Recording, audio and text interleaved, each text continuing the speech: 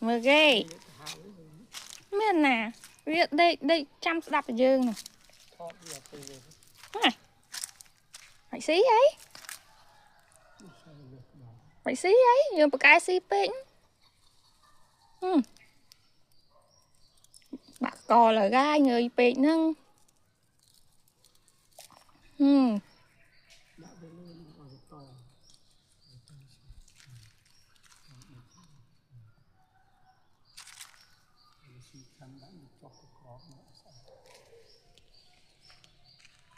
nó về băng ở khmau nó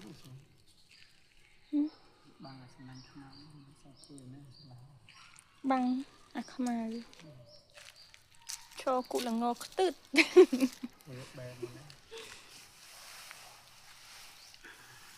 có bạc cò về ơi hơi bàn ẩn rồi về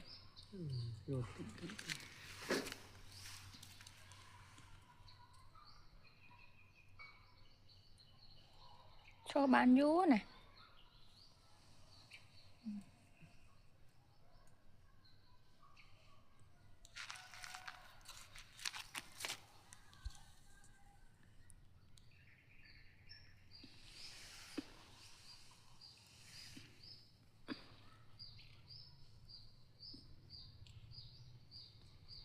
giờ mình trong làm tự chụp bạch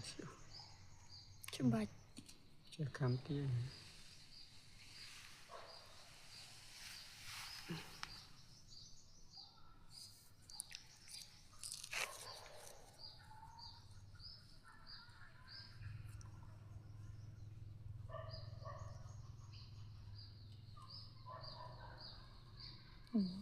đài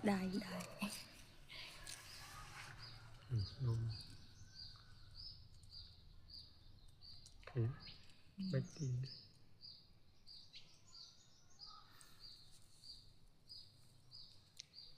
bè mình ăn cái bè mà không